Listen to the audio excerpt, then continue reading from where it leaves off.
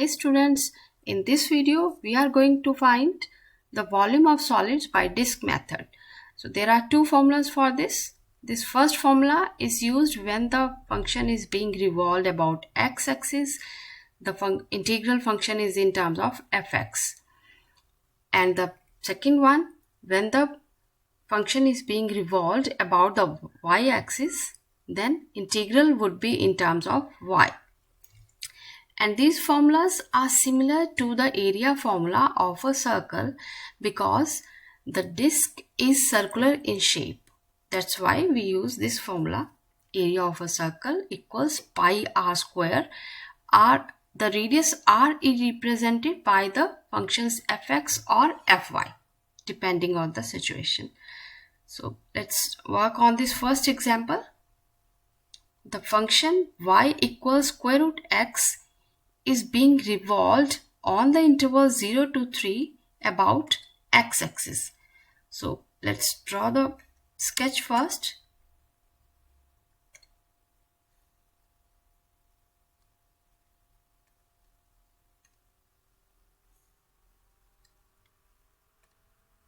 This is the curve of a square root x function. This area is from 0 to 3. 0 to 3.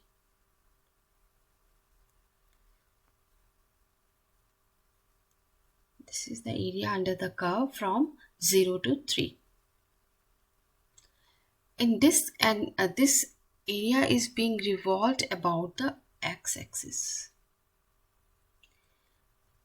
In disk method, the cross sections are perpendicular to the axis of rotation.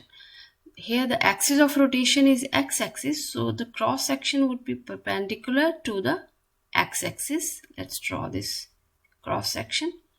Width of this cross section is dx. That means integral function is going to be in terms of x. Let's complete this solid, the shape of this solid.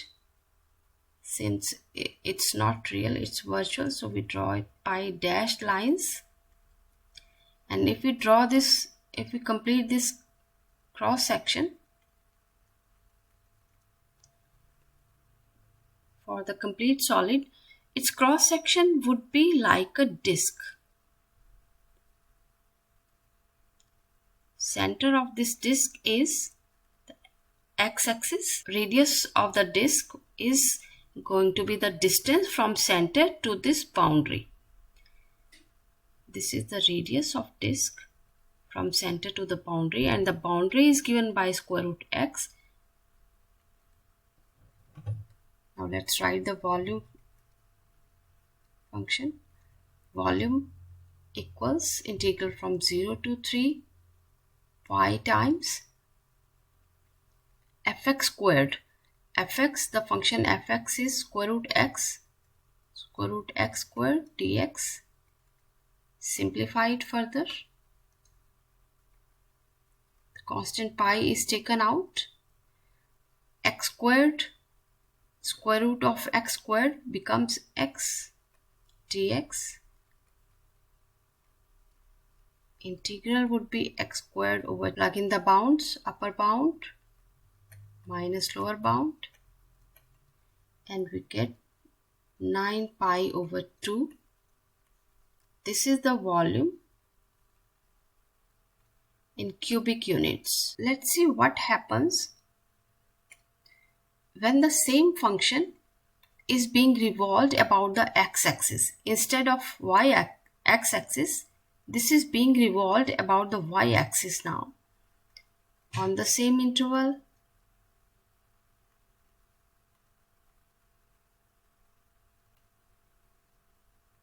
about y-axis.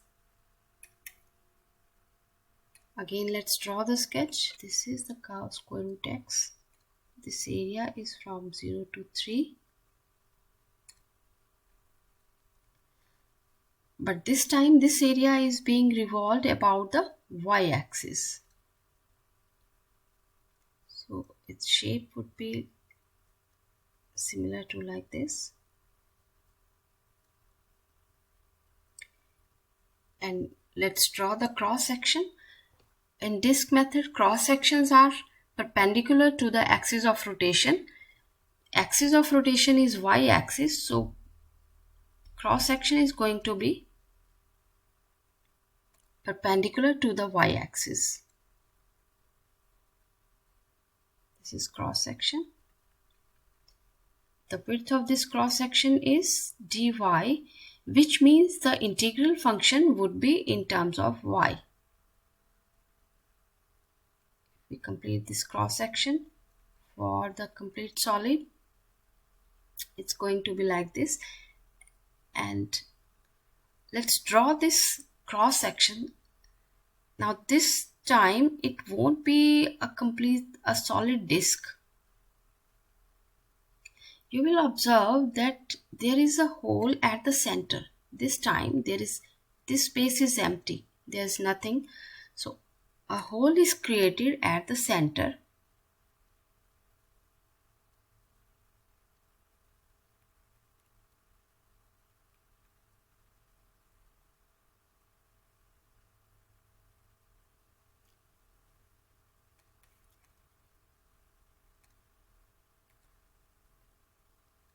This is the outer radius. Now this is no more like a disk, solid disk. This is like a washer. That's why this method get changed to method of washers or method of rings. So this is the outer radius, and this one, the small one, this one, the blue one is the inner radius. The inner radius is given by the curve, and you will observe that this hole would be very small at the bottom, and as we go up this hole becomes large and large. That means the inner radius is variable, and this is given by the function square root x. But since the we know that integral function must be in terms of y, but we are given the function in terms of x, so we need to change it in terms of y. Y equals square root x. Squaring both the sides, we get y squared equals x.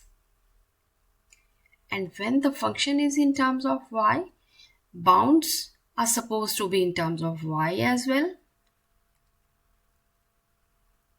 So when x equals 3, let's find the new bounds.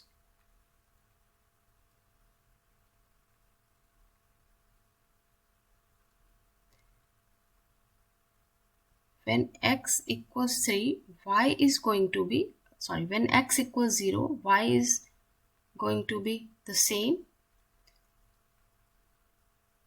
And when x equals 3, y is going to be square root 3. So the new bounds are 0 to square root 3. Let's write the integral function for the volume.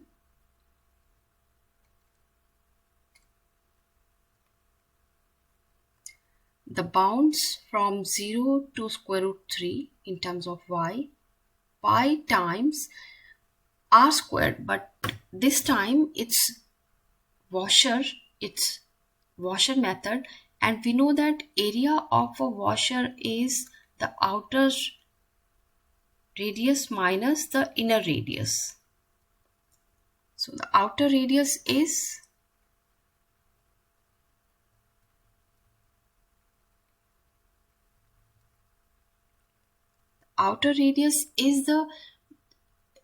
the fixed distance from center to the outer boundary, which is 3. Here it is 3. So it's 3 squared minus the inner radius is y squared. So it's y square of y squared.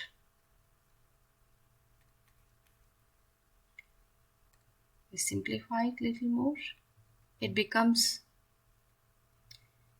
integral of 9 minus y to the 4. Let's solve this integral. Integral of 9 is 9y minus y to the 5 over 5, bounds from 0 to square root 3.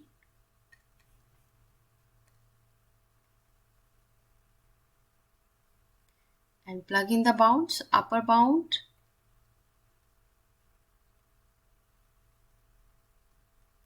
square root 3 to the 5 over 5 minus 9 times 0 is 0, 0 to the 5 is 0, so everything is 0.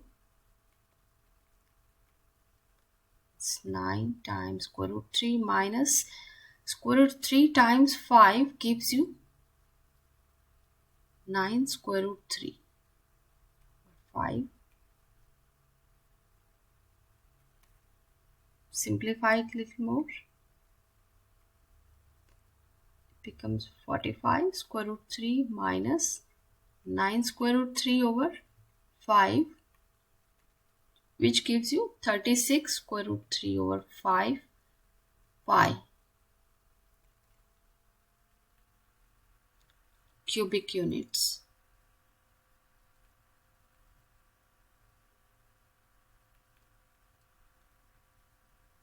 I hope you understood this method. Thanks for watching. Take care. Bye bye.